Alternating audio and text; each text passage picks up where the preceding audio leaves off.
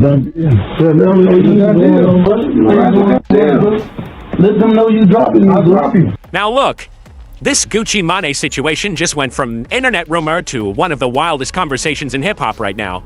A clip allegedly connected to the Dallas studio incident has been making its rounds online, and fans are breaking down every second like it's courtroom evidence.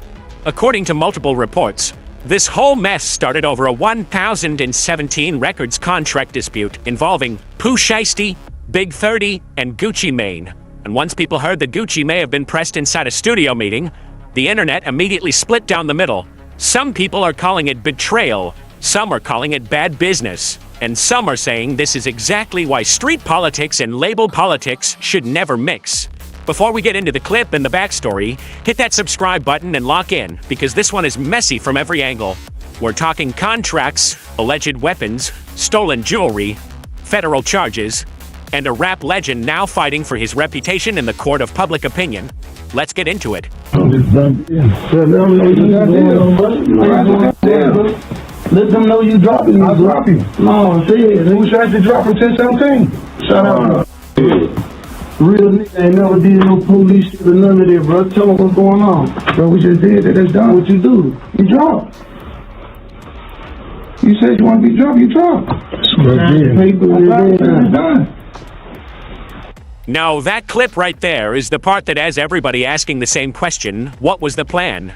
Because according to reports, this wasn't just about signing paperwork. The allegation is that Gucci was being pushed to confirm the release on camera too. And that's where people online started saying the whole thing made no sense. If somebody's being pressured in a room, especially during a situation that prosecutors describe as armed and hostile, how would that ever look clean later? Fans are saying it felt like somebody thought street pressure could solve a label problem. But once phones, cameras, witnesses, and federal investigators get involved, that becomes a whole different type of situation. Reports also claim the people involved were trying to keep certain things away from the camera.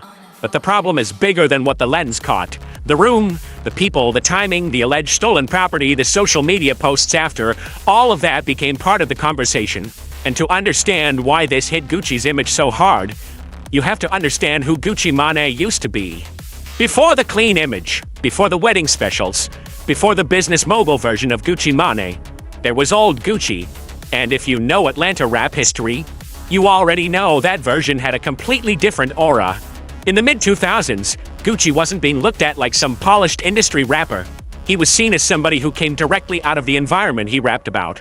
That's why people respected him, feared him, and questioned him all at the same time. Back then, trap music was still being shaped in real time, and Gucci was one of the names helping drag that sound from the streets into the mainstream. Then came Icy with Jeezy, a record that should have been a Southern victory lap. Instead, that song became the start of one of the most serious rap beefs of that era. Once money, credit, ownership, and pride got involved, the tension stopped feeling like regular music drama. It started feeling personal.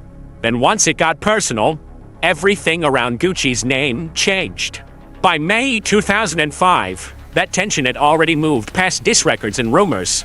According to long-reported accounts, Gucci was at a home in Decatur when a group of men came in, and the situation turned deadly. Gucci later said he acted in self-defense. One of the men, Henry Clark III, known as Pookie Lock, was killed, and the case instantly became a major piece of Atlanta rap history. What made the story even bigger was the connection people made between Pookie Lock and Jeezy's circle, because the Icy beef was already boiling at the time. Gucci eventually turned himself in, and the charge was later dropped, because prosecutors said there was not enough evidence to continue. But even with that legal cloud over him, Gucci still released Trap House in that same era. That's part of why fans saw him as different. Whether people loved him or feared him, they believed he was standing on everything he rapped about. After the murder charge was dropped in early 2006, Gucci still wasn't exactly walking into a peaceful chapter. He had other legal issues around him, including a separate assault case involving a promoter. But what made Gucci's legend grow was the way he kept releasing music while everything around him looked chaotic. Hard to Kill wasn't just an album title to fans. It felt like a warning label. During that stretch, Gucci became the definition of an underground force.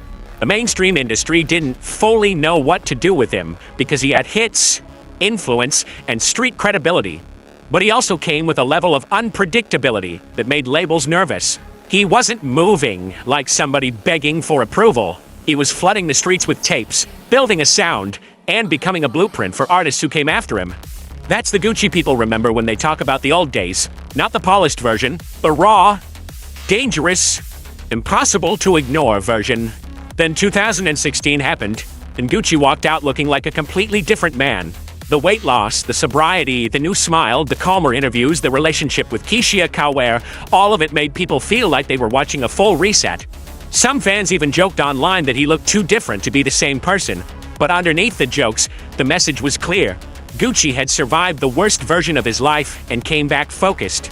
He rebuilt 1017, moved like a boss, and started putting new artists in position. Pooh Shiesty became one of the biggest wins of that new era. Big 30 was tied into that Memphis wave too, and for a minute, it looked like Gucci had found the perfect formula. Take raw street talent, give it a major platform, and turn 1017 into a new generation powerhouse. But the same street credibility that made the label attractive also came with risk. And by 2026, that risk allegedly exploded inside a Dallas studio. Here's where the story takes the turn nobody saw coming. According to federal reports cited by multiple outlets, on the 10th of January 2026, Gucci Mane went to a Dallas recording studio for what was supposed to be a business meeting connected to a record contract. But prosecutors allege the meeting turned into an armed takeover. Pooh Shiesty, who had reportedly been released from federal prison in late 2025 and was still under restrictions, was named among the defendants. Big 30 and several others were also named in reports, along with Shiesty's father. The government's version is that Gucci and others were held inside the studio, valuables were taken, and one victim was forced to sign a release tied to the contract dispute. Reports also claim Big 30 blocked an exit while the situation unfolded. Now, everybody is innocent, unless proven guilty, and these are allegations. But once federal charges hit, the conversation left gossip pages and moved into serious legal territory. The part that made social media go crazy was the alleged motive.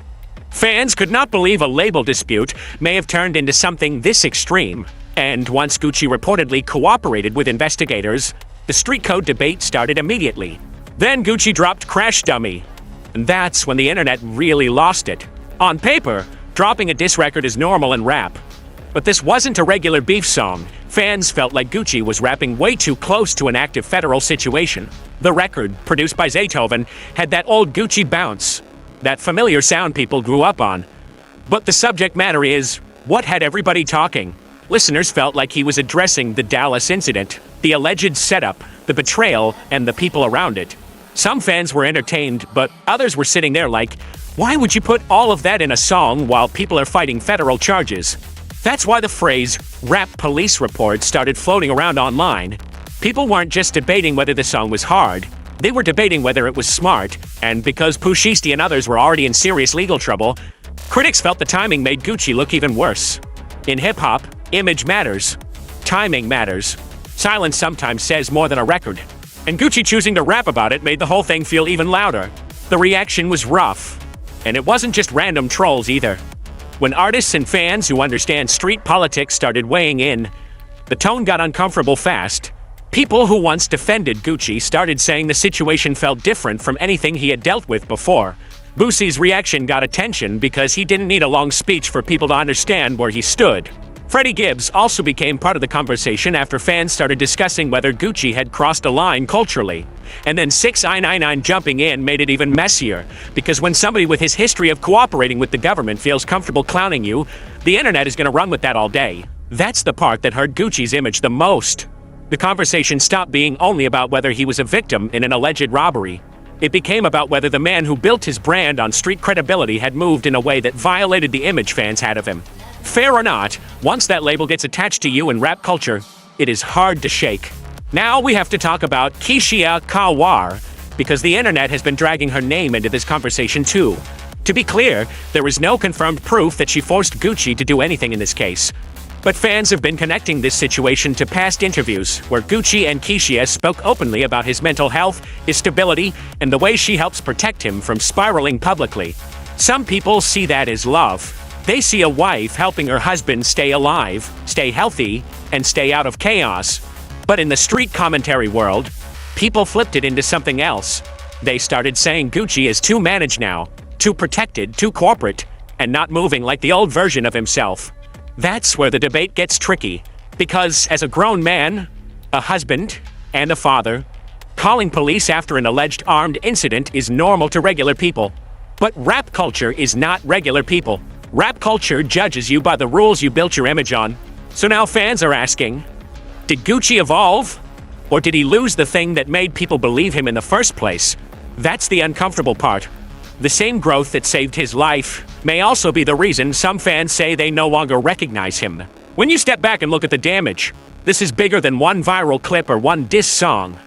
Gucci's street credibility has always been part of his business. That credibility helped him sign artists who came from real environments because they believed he understood them. They believed 1017 wasn't just a logo. It represented a certain code, a certain background, a certain type of boss. But after this situation, that image is under pressure. If young street rappers believe the label head might cooperate with federal investigators when things go left, that changes the way they look at the whole operation. On top of that, the roster itself took a hit. Pooh Shiesty was one of 1017's biggest stars, and Big 30 was connected to that same Memphis energy. Now, both names are attached to a serious federal case, and Gucci's name is stuck in the middle of every headline. That's why people are saying this didn't just hurt his reputation. It shook the foundation of the brand he spent years rebuilding. So can Gucci come back from this? Honestly, in hip-hop, never say never. Fans have watched artists survive scandals, prison time, public humiliation, and career-ending rumors, then bounce back with one undeniable record. But this one is different, because it attacks the exact thing Gucci's legacy was built on. For him to move past it, the music has to be strong enough that people stop treating him like a headline and start treating him like an artist again. Time also has to pass, because right now the case is still too fresh. Every update about Pooh Shiesty, Big 30, or the federal charges pulls Gucci right back into the same conversation. And then, there's the image problem. Gucci has to make people believe he is not just a cleaned-up brand package being moved around by managers, lawyers, and family strategy. He has to remind people there is still a real voice behind the machine. That doesn't mean crashing out. That doesn't mean proving anything through chaos. It means sounding honest, standing firm, and not looking like he is letting the internet write his identity for him. At the end of the day, Gucci Mane is still one of the most important figures trap music ever produced. You can't erase the influence. You can't erase the artists he helped shape. You can't erase the mixtapes, the Atlanta legacy, the comeback, the transformation, or the way he survived situations that would have ended most careers. But legacy and current reputation are two different things. Right now, the culture is looking at Gucci with mixed feelings. Some people see a man who survived an alleged robbery and did what any person with a family and business would do. Others see a rapper who built a street image and then moved differently when the pressure came to his front door. That's why this debate is so loud. It's not just about Gucci, it's about what fans expect from the artists they once believed were untouchable. And depending on who you ask, Crash Dummy might be more than a song title. It might be the question hanging over everybody involved. Now, I need to know where y'all stand on this. Is Gucci wrong for how he moved? Or is the internet judging him by rules that don't matter when real life gets dangerous? Drop your thoughts in the comments, hit subscribe, and tap the next video on your screen for the next breakdown.